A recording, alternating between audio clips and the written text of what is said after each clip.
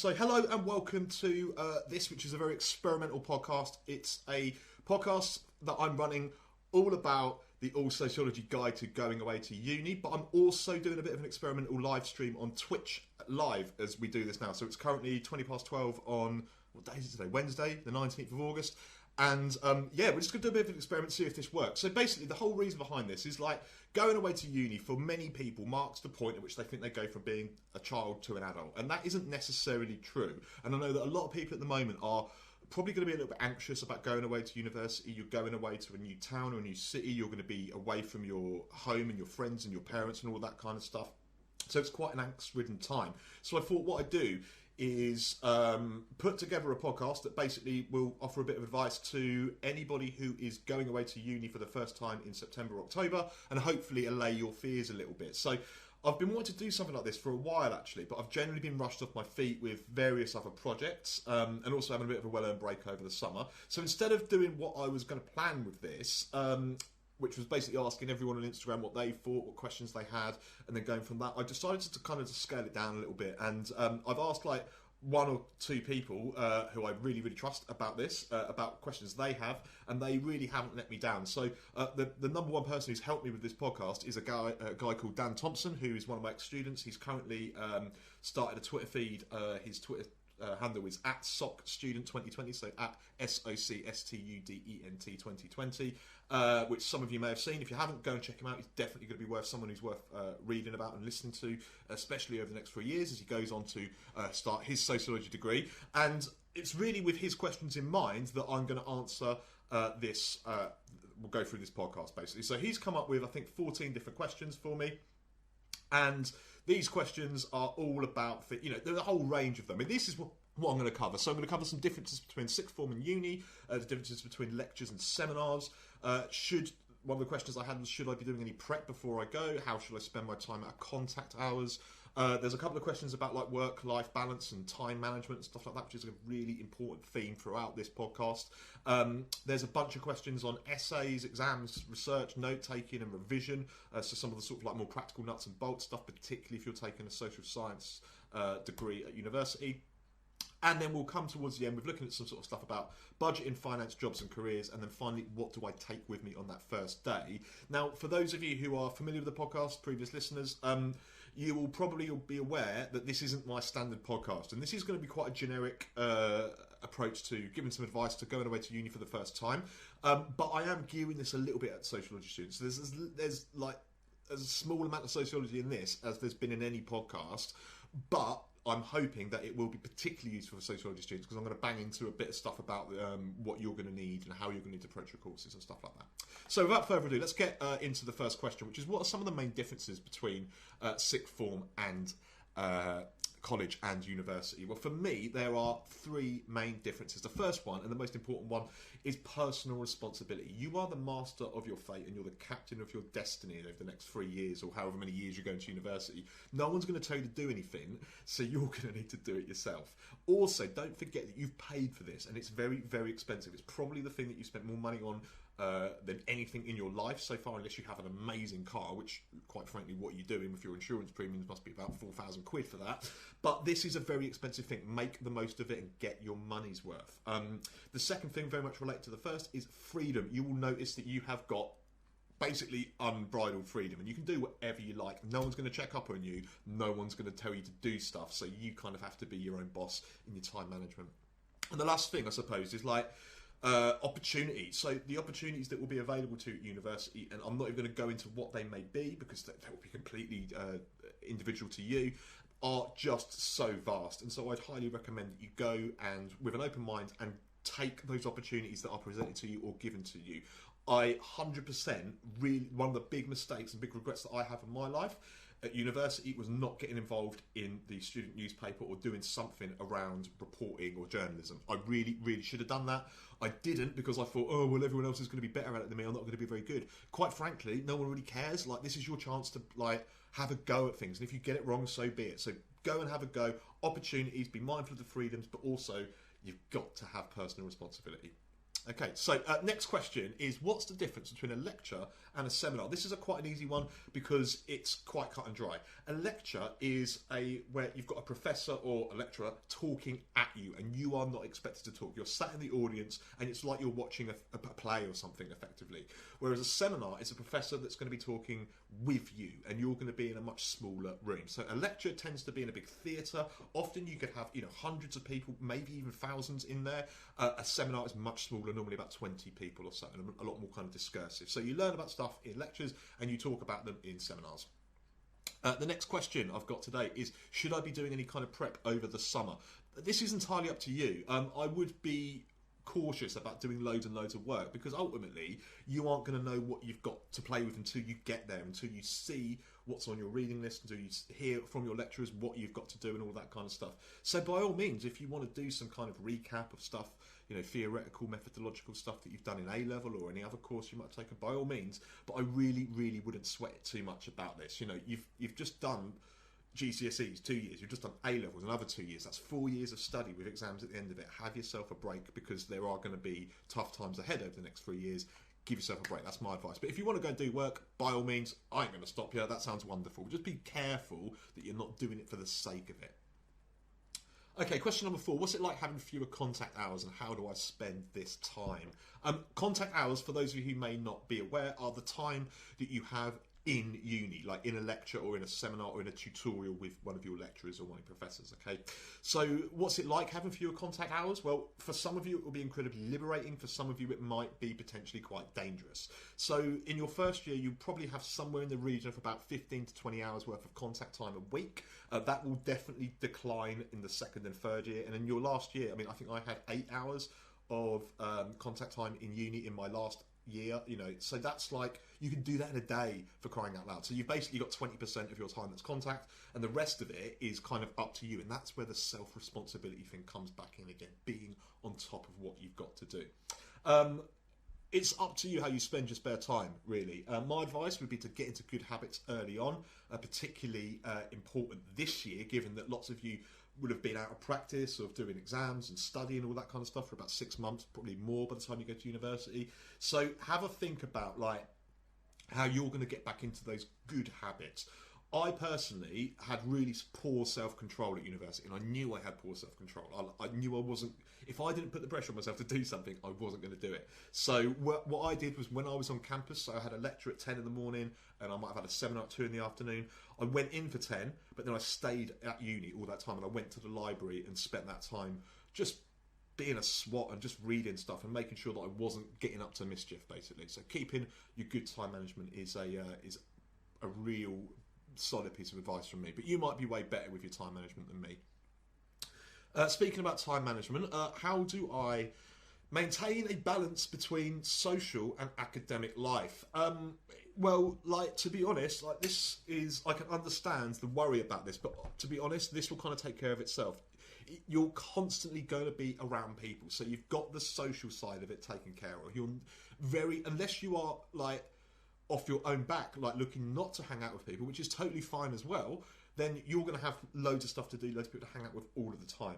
But the thing you have to remember is that everybody there is going to be in the same boat. You're in a place with thousands of other young people, and you've all got, ultimately, a lot of spare time on your hands, but you've also got something there to do, and you're all going to be working towards something. So you all got this spare time, but you're all going to know you've got things to do. So my advice is to, when you are wanting to be social, put yourself in a social situation, put yourself in your flat, your living room or a communal area or whatever it might be, and when you know you've got to do some work, tuck yourself away somewhere. So personally, what I did was I had a little workplace that was mine, and so I would always go to the library, and I'd move around the library, different floors, different parts of the floors, so that people didn't know where I was, so that people couldn't come and just have a chat to me or whatever else. So that's how I would do it. I would really clearly demarcate what your work life is and what your social life is.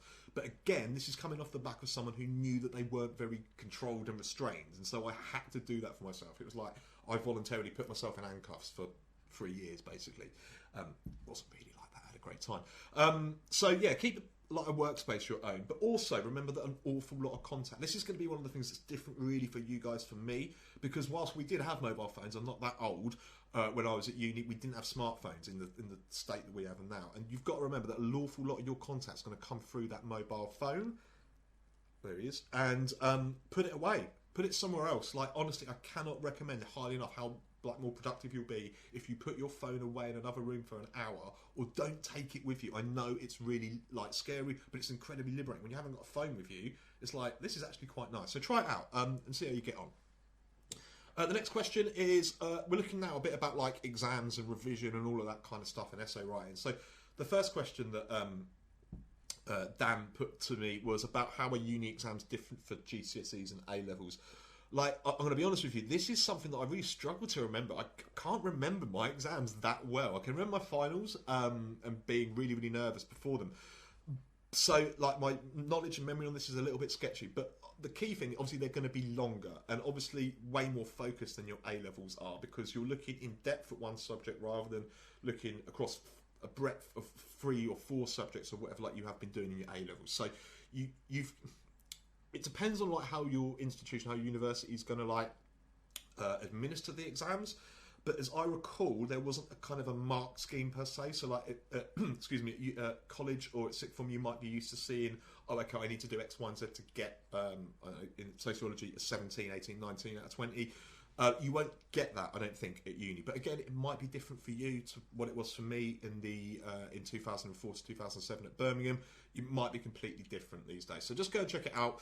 But be aware they are going to be longer. I think the longest one I did was 3.5 hours. And they did, I think they gave you a break halfway through it. Like, I think they do you know, like if you've ever been to football, a football match, and at half time sometimes they let people out to like have a cigarette or whatever, and they put them in the pen. It was a bit like that, and so you could go out and you could have a bit of pressure, you could go and have a drink or a cigarette or whatever it is people wanted to do, and that happens. So I think you get breaks in them as well. I might be wrong, don't know. Suck it and see what happens.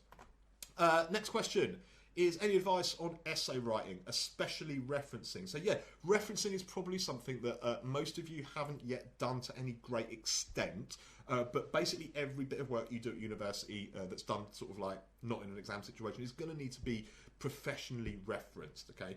So I guess the thing with this is, like, don't worry about it. They teach you this very early on, and I remember having at least one lecture and probably a seminar or so on the process of referencing. Now, there are a bunch of different styles of referencing. I imagine that your university will either use the Harvard or the Oxford style, but I don't know that. So I'm not going to tell you how you go through that, not least because it'll be a really boring stream and really boring podcast.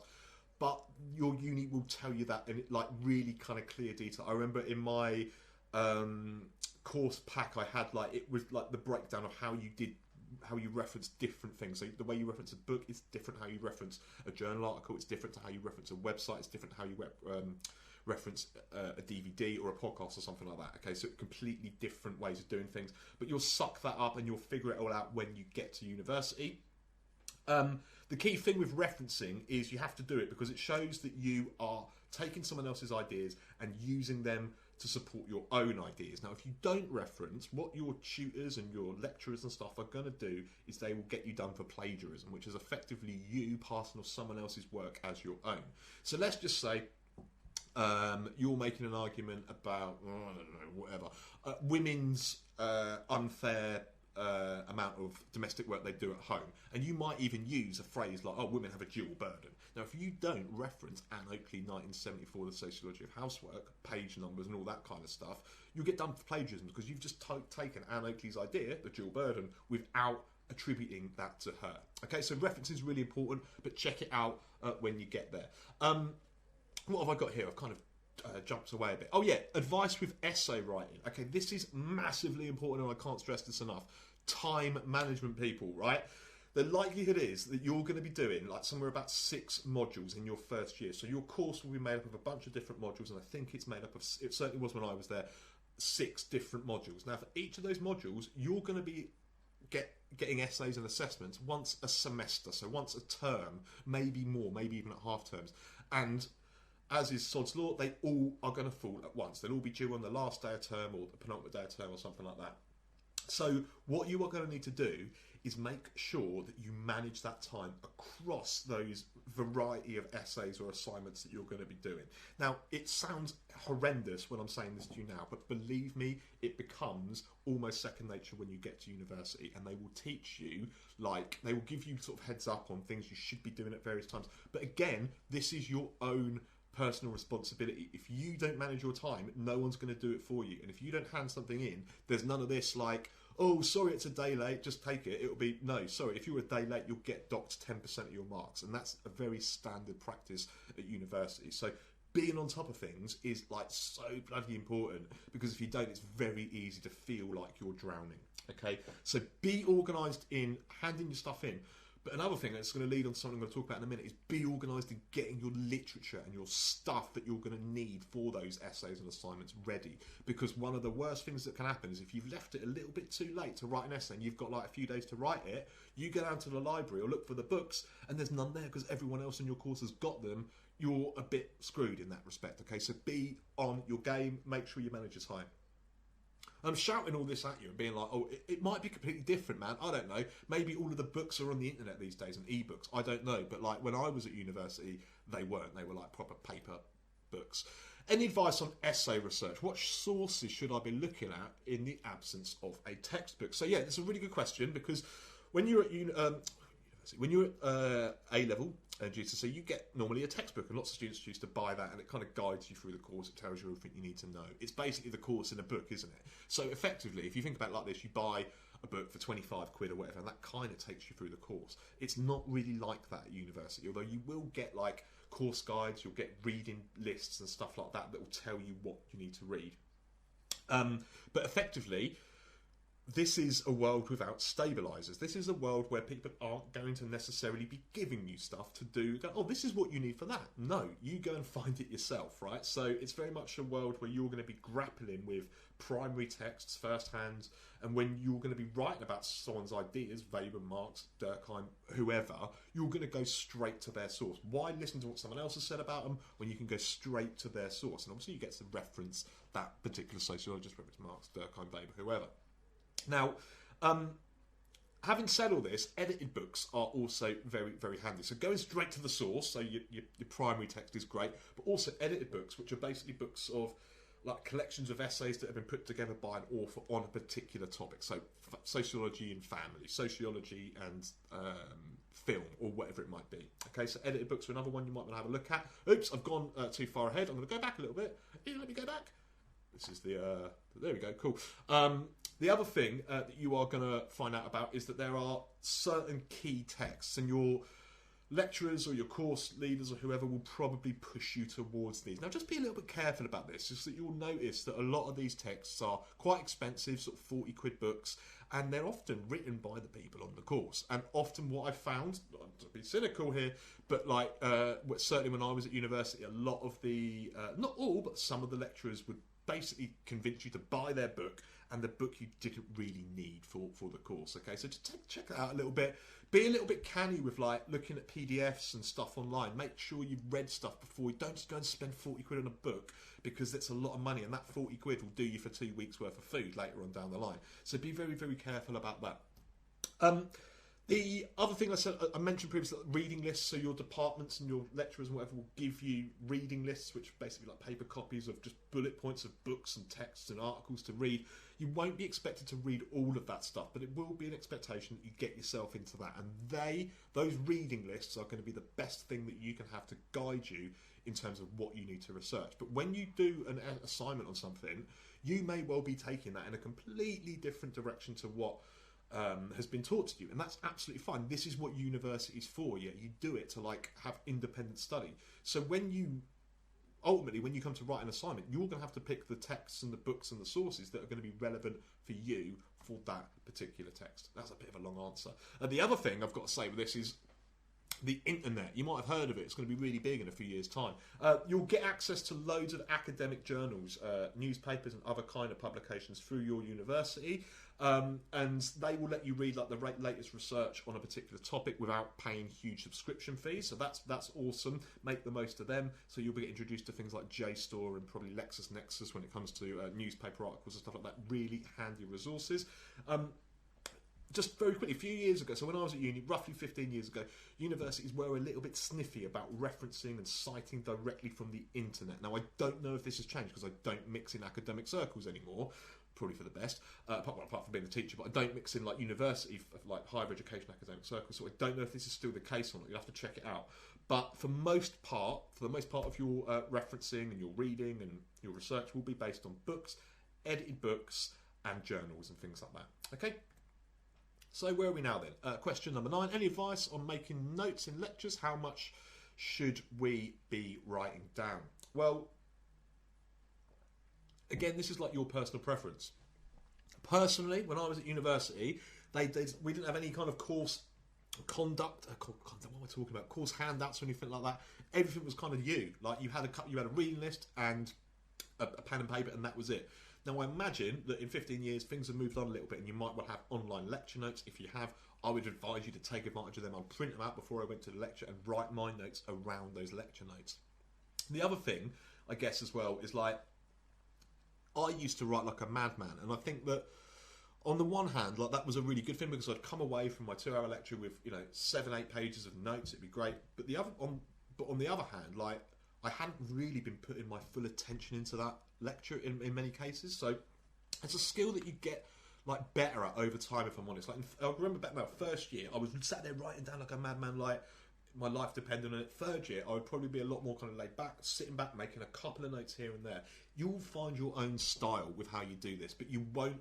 The key thing of this is you won't be expected to know this straight away. Suss it out. See how you get on with different sort of approaches to taking notes in lectures. Right, any advice on revision? Is this tackled in a different way to sixth form or college? Well, yeah, basically, because effectively, revision where you're going, effectively, revision doesn't really exist.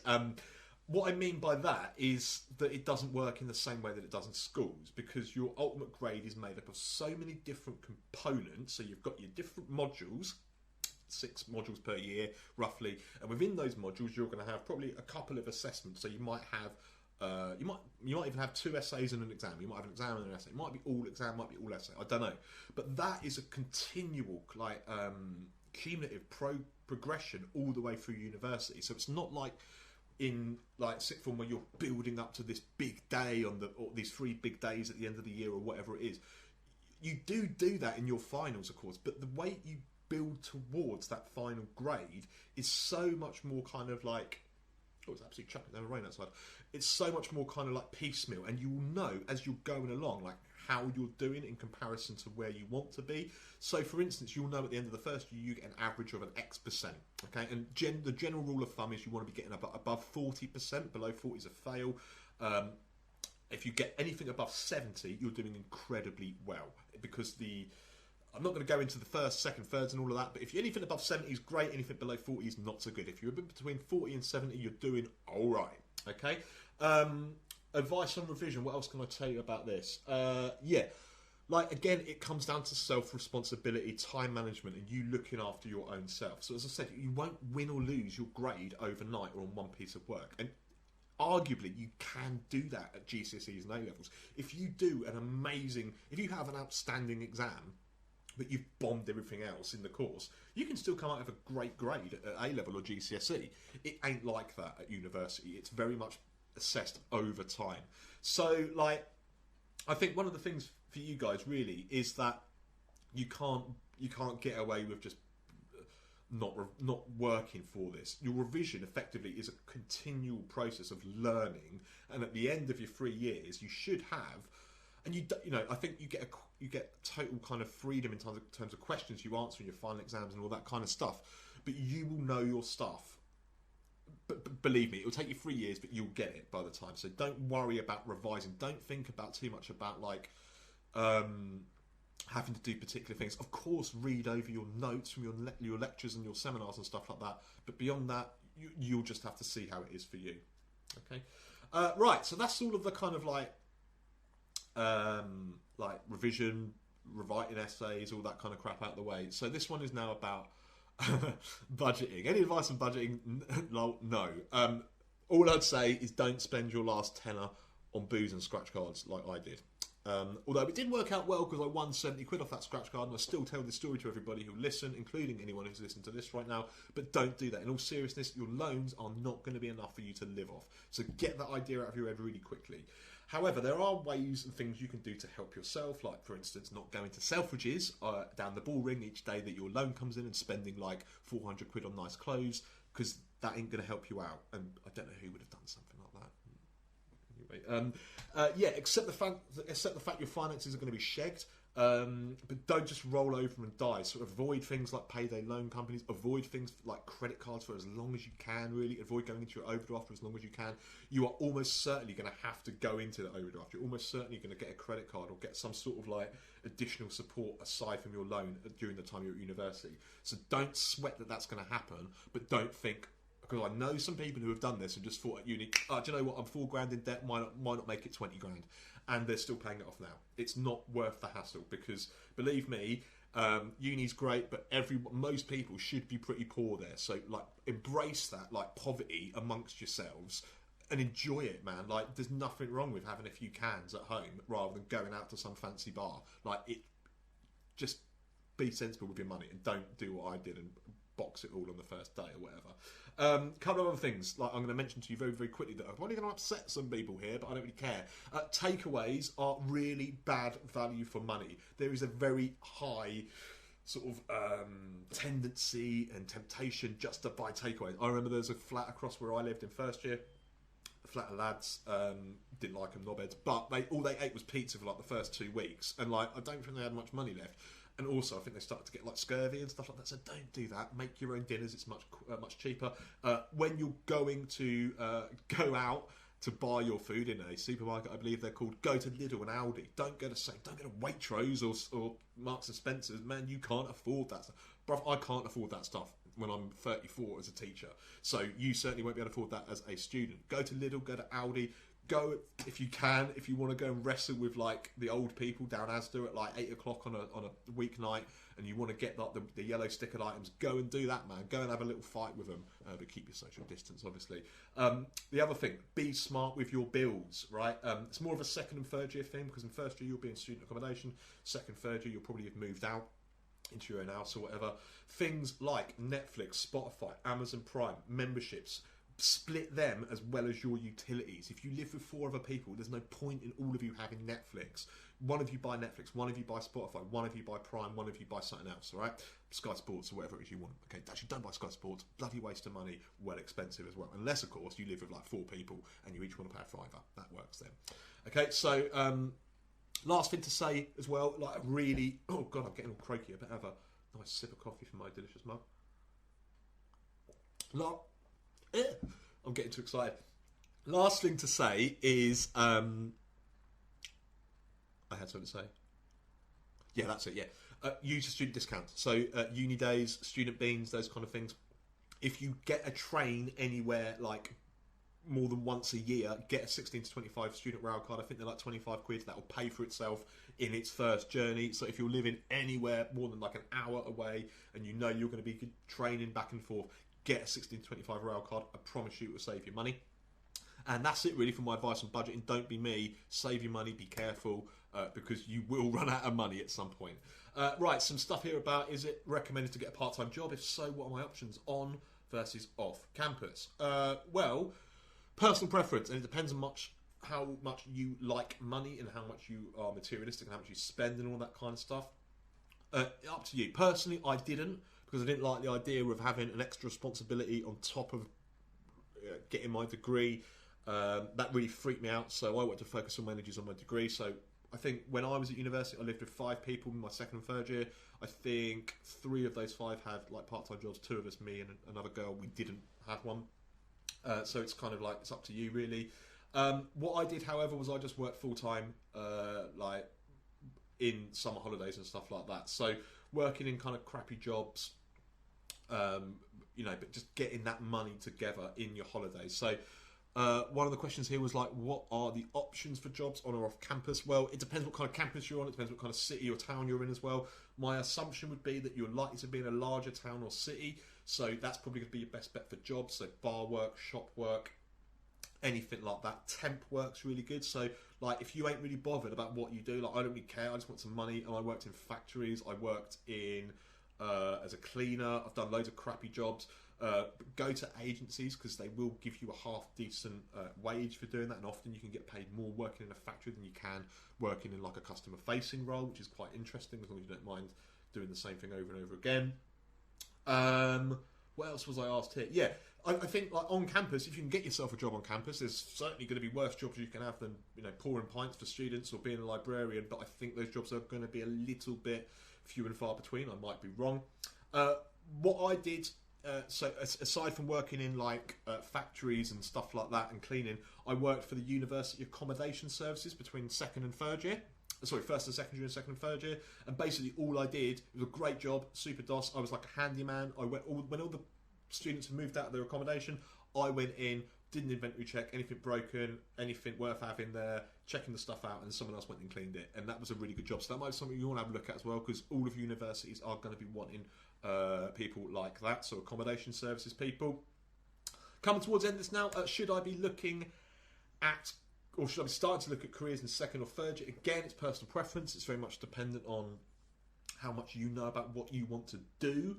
But at that point, I know that I didn't have a bloody clue. I didn't really know what I wanted to do until I finished university. So, and arguably, I don't know what I want to do now. But if you know what you want to do, go for it. If you don't sweat it. Like, there's a lot of, one of the things I really hate about like young people, and I think this does dissipate as you get older, is this sort of sense of like competition between people. And so like when something has to be done, people will go, oh, well, I've already got my job. Oh, I've already applied for 5. Like, don't worry about those people. Like, either they're lying or like whatever, who cares? Like, go and enjoy your job at KPMG, enjoy yourself. You're like, just hold your fire, don't jump for the first job that's offered to you. I honestly think that when I finished university, I moved back to my parents, thanks mum and dad, and I spent about 4 months looking for jobs, going to interviews, writing CVs, writing what they called application letters, all of that kind of stuff.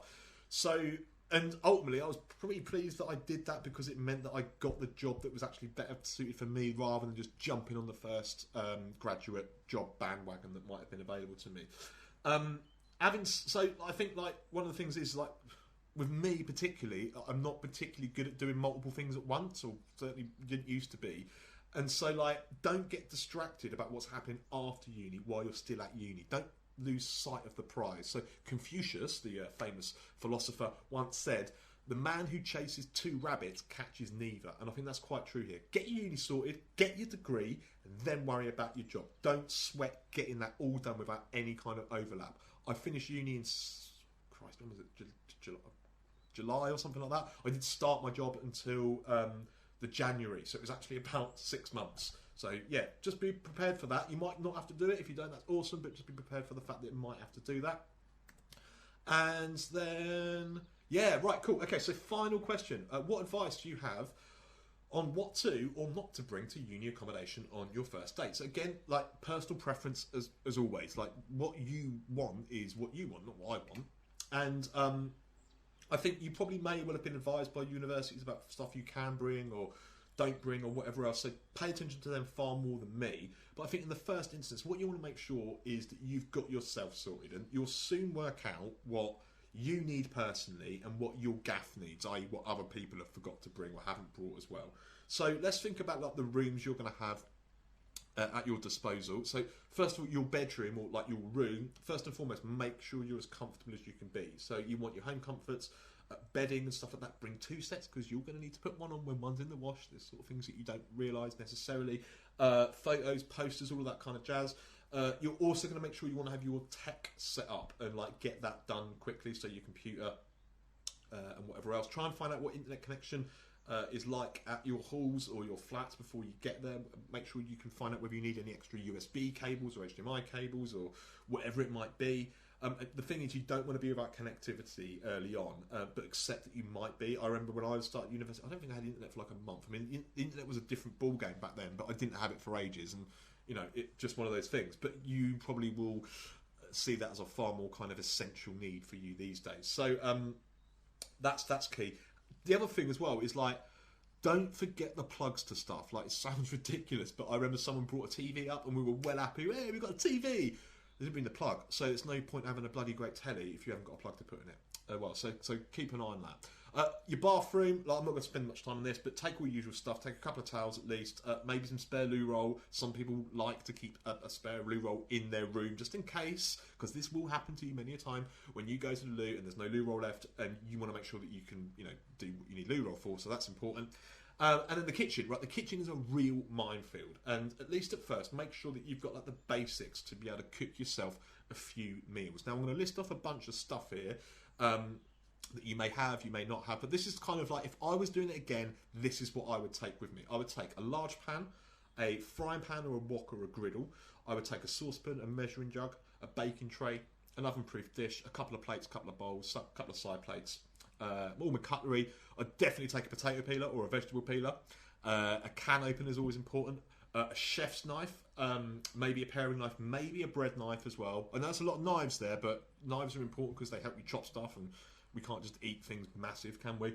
And also things like chopping boards, a couple of glasses, a tea towel, and of course, you're definitely, the one thing you've got to be taking to university this year is your allsociology mug. So if you haven't yet got yourself your hands on one of those, they are now available. I've got a shed load of them. Well, I've got enough of them here in allsociology towers in my gaff. In the first instance, I'm letting them out. I'm offering them up to ex-students first of all. And if I don't have any more orders by the 1st of September, then I'm going to start basically flogging these mugs off the internet. So if you want one of these delightful mugs, they've got I Love Allsociology that side, and they've got AS that side. In fact, this is an old, let me get you a mug, hold on one second. This is an old version of a mug. So I'm just going to go and get you one of the new ones.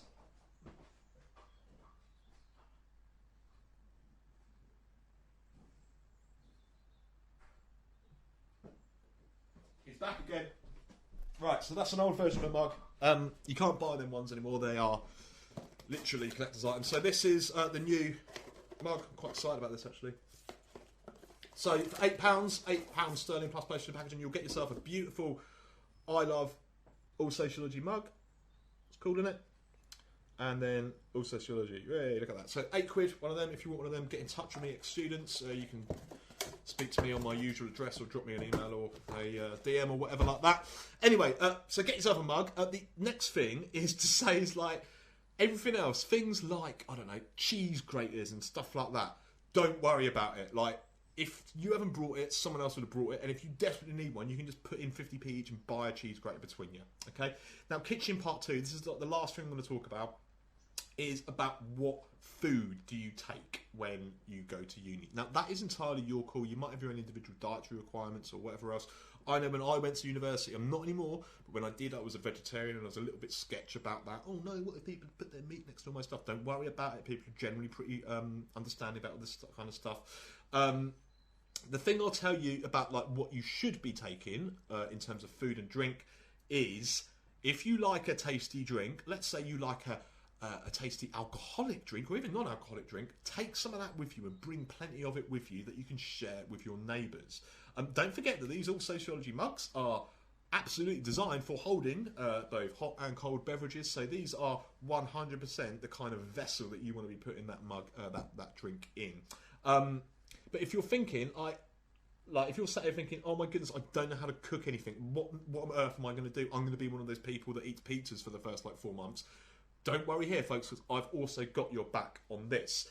Very shortly, I'm going to be teaming up with a top chef and a very good mate of mine. In fact, someone I have lived with, not in student accommodation, but someone who's been a housemate of mine, who's called Steve Guy, and he is is half of Hungry Guys UK. And Hungry Guys UK are basically like a cooking account on Instagram. They're great, and what they're going to do, we're going to team up, and Steve and Hungry Guys, they're going to put together some really simple student recipes for you, and I'm going to do some podcasts or some work about the sociology about the food that is in those recipes. So there's going to be loads of recipes coming out for you. Well, not loads, there's going to be enough recipes to keep you going. They'll be delivered by Steve. I'll highlight all of that stuff at the time, and then I'm going to do a couple of podcasts relating to the foods and the ingredients he's putting into those recipes about the sociology of those dishes and those ingredients. Okay, so that's basically where we are, folks. There's my 14 questions answered in my guide to going to university. I hope this has been useful for you. I hope I haven't banged on too long. If you are going away to university, you're doing an amazing job. It is a time of angst, there's no doubt about it. And for the first few days, or certainly the time leading up to it, you will be worried. But I can promise you 100% that outweighing those 2 or 3 days of anxiety is going to be 3, 4, 5 years worth of fun, entertainment, and just a really, really great experience for you. So very well done to you all. Anyway, I've been Ben Hewitson. This has been the All Sociology podcast and the first All Sociology live stream. I really hope it's worked. If it hasn't, we can do. But that's my All Sociology guide to going to uni. I'll speak to you again soon. Take care. Bye.